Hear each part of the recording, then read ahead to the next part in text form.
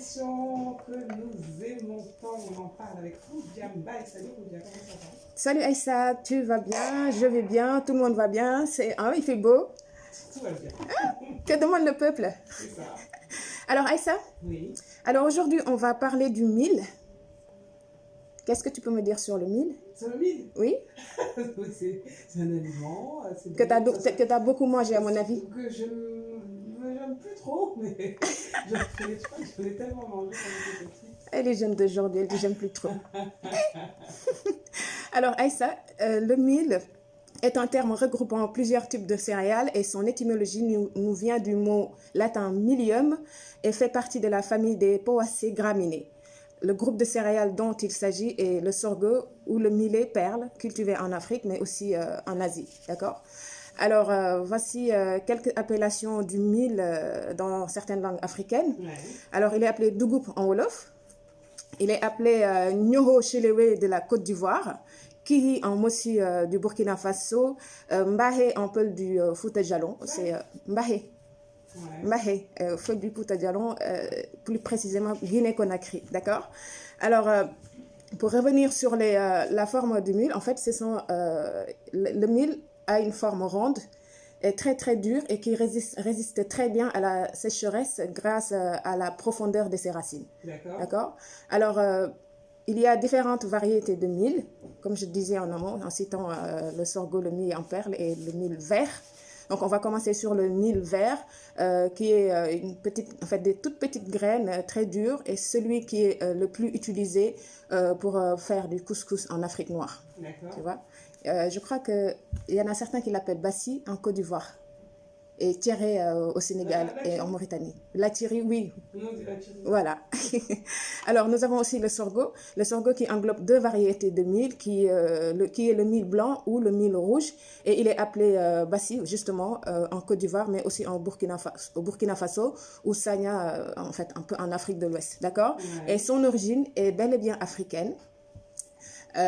Parce qu'en fait, je discutais une fois avec un ami journaliste qui me disait il y a pas mal d'aliments, notamment des légumes et autres, qui ne sont pas d'origine africaine. Je dis bah, évidemment, mais le mil, je précise qu'il est bel et bien d'origine africaine, sauf qu'en fait, on lui attribue, disons, 2 ou 3 origines. Certains disent L'Égypte, je suppose, déjà. ouais, en Éthiopie. Ouais. Certains disent que le mil a poussé la première fois en Éthiopie, d'autres disent que c'est au Niger ou bien au Mali tout simplement. Alors, si on prend aussi l'exemple du millet perle, qui est connu en Europe et cultivé aussi en Espagne, en France, en Italie. Alors là, je vais te donner une petite anecdote parce que parfois, quand je discutais avec des amis à moi qui ne connaissaient pas forcément le mil, je dis, bah, vous êtes très jeune.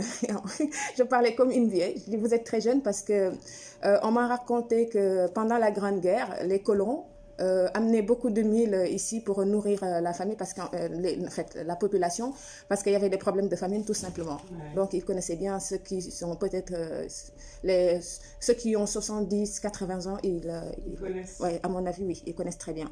Alors, il est aussi cultivé dans tous les pays du Sahel, hein, le mil, notamment le Sénégal, le Niger, le Burkina Faso, Nigeria, Mali, Tchad, y compris la Corne de l'Afrique, Djibouti, Érythrée, Éthiopie, et même en Afrique centrale, dont on peut citer Cameroun. Maintenant, le mil, en fait, a comme alimentation de base. Donc, on peut faire des beignets.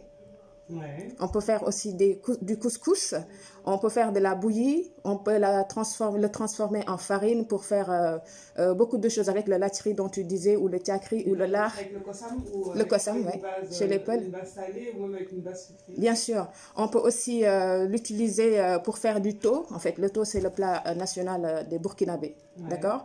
Alors, une petite anecdote,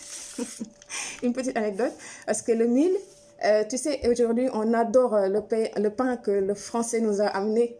Mais à l'époque d'antan, le mil, en fait, était utilisé pour faire du pain sous forme de galette. En fait, ils étaient cuits dans des fours à base de boue. Voilà. Et ça marchait très bien.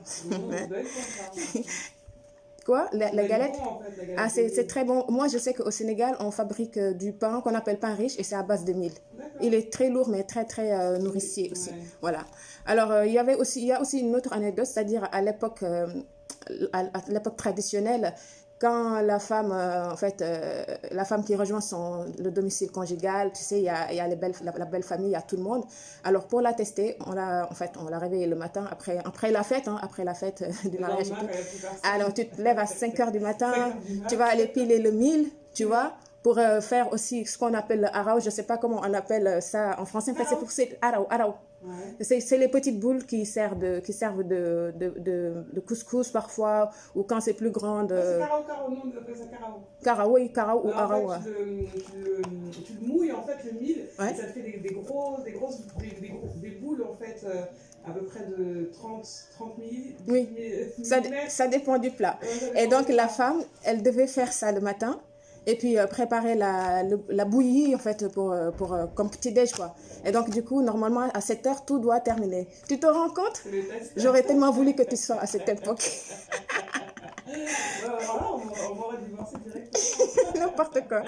Alors Aïssa, le mil aussi à base de bière fermentée. Ouais. Alors il y a une bière au Burkina Faso qu'on appelle Dolo et c'est la population aussi qui la fabrique et c'est à base de mil. Nous avons aussi le sung ou soum soum ou bing au Sénégal, fabriqué par les Sérères ou les Mandjaks.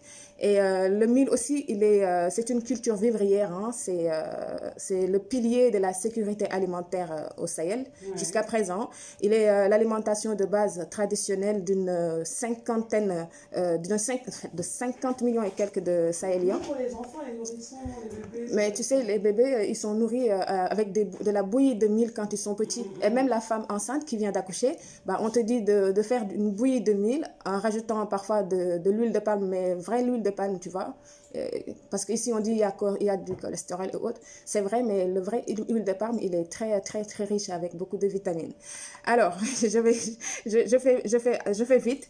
Dans le temps aussi, ce qu'il faut savoir sur le mil, c'est que chaque village avait son grenier de mil ou de maïs. Et ce grenier est appelé sacre en Wolof. D'accord? Et en fait, c'était un des endroits les plus sacrés et les plus précieux. Ah, attends, s'il n'y a plus de bouffe, alors là, c'est la famine, hein, direct. C'est le ventre du village. Ouais. Et le mil aussi, il est utilisé au niveau religieux, parce qu'en fait, si tu te souviens de l'autel des ancêtres, le culte des ancêtres, alors pour nourrir les génies tutélaires ou les ancêtres, comme vous voulez, on peut leur donner du mil, en fait, en mettant les graines dans une cannerie, ou bien tout simplement en faisant une bouillie de mil qu'on met aussi dans la cannerie, dans le canari. Oui, dans le canari, je vais y arriver. Alors, il faut aussi savoir que le mil a beaucoup de vertus. D'ailleurs, c'est un aliment complet. Il est riche en protéines végétales. Il est aussi sans gluten et riche en amidon. Et il nourrit tout le monde, c'est-à-dire homme, animal. Tout le monde. Mais il n'est pas très cher en plus. Il n'est pas très cher. Et alors, il y a 2 points essentiels avant de terminer. Le premier point, c'est que en fait, je voulais parler de la récolte du mil qui est fédératrice. Hein. Elle rassemble toute la communauté au champ. Elle solidifie les relations sociales et renforce, voilà, tout simplement en fait le partage. Le volet éducatif aussi, parce que bien sûr. Les enfants participent. Mais bien sûr, j'arrive. Alors pour finir, le mil est pareil que le baobab ou le cochon. On ne jette rien. Cochon. Bah oui, le cochon, on ne jette rien dans le cochon.